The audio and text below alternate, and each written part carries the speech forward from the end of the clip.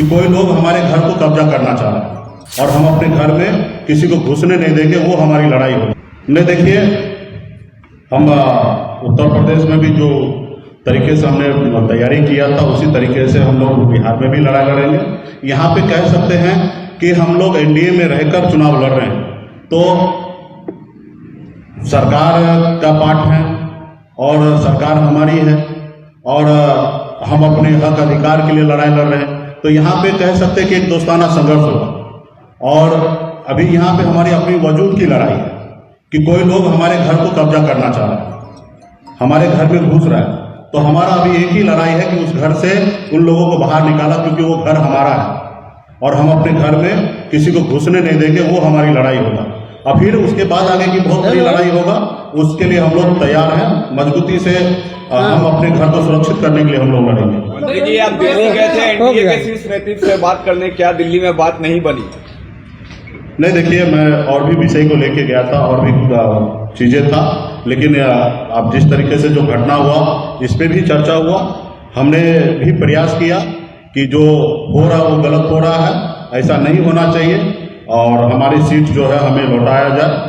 तो उस पर कह सकते हैं कि सही बात नहीं हुआ और इसके लिए हम लोग मजबूती से हमने पहले ही निर्णय ले लिया था कि वहाँ पे चुनाव लड़ेंगे और कोई किसी को अगर मेरे को चाहिए तो प्यार से मांग सकता है।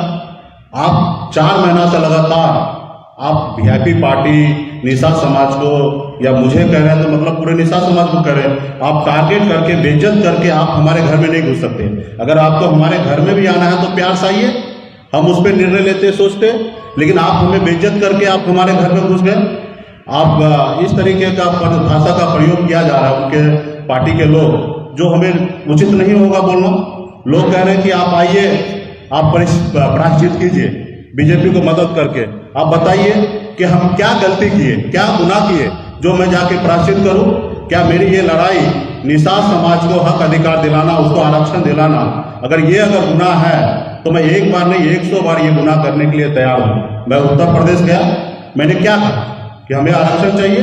अगर उस बात से अगर किसी को तकलीफ है तो फिर उससे हमें कोई लेना देना, वो तो हम लड़ाई लड़के रहेंगे। जब तक शरीर में सांस बचेगा तब तक हम ये लड़ाई लड़ेंगे, अपने समाज को आरक्षण दिलाने के लिए लड़ाई लड़ते रहेंगे। तो इसको लेके बेवजह लोग परेशान हुए, परेशान किए, तो भी हम लोगों ने बहुत कुछ नहीं बोला क्योंकि हमें वहाँ चुनाव लड़ना था।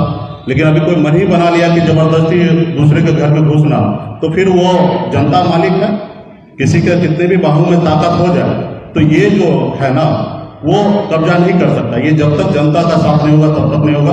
तो मजबूती से हम लोग वहाँ पे चुनाव लड़ेंगे और जीतेंगे। आपको लगता है कि चुनाव कैंडिडेट हाईजैक से शुरू हुआ है? उन्होंने आपके कैंडिडेट को हाईजैक कर लिया, आपने उनके कैंडिडेट को हाईजैक कर लिया, आप लोगों ने? नहीं, देखिए, सब कोई बहुत बड़ा बात नहीं है।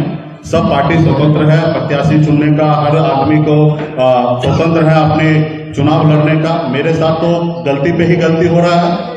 हमारे साथ निश्चित तौर पे सीट छीना गया, उसके बाद हमारे परेशान किया तो हमारे प्रत्याशी जो थे चले गए और हमारे जो अभी प्रेजेंट में हमारे डॉक्टर गीता कुमारी जी जो प्रत्याशी बने हैं, इनके साथ भी धोखा हुआ है और ये भी जनता के बीच में जाएंगे और हमें हमारे अभिभावक जो रमेश राम जी हैं वो आशीर्वाद दिए कि वीआईपी पार्टी ज्वाइन करके अपने सुपुत्री को लड़ा रहे हैं। ये हमारी पार्टी के लिए बड़ी उपलब्धि है। अब मजबूती से हम लोग लड़ेंगे।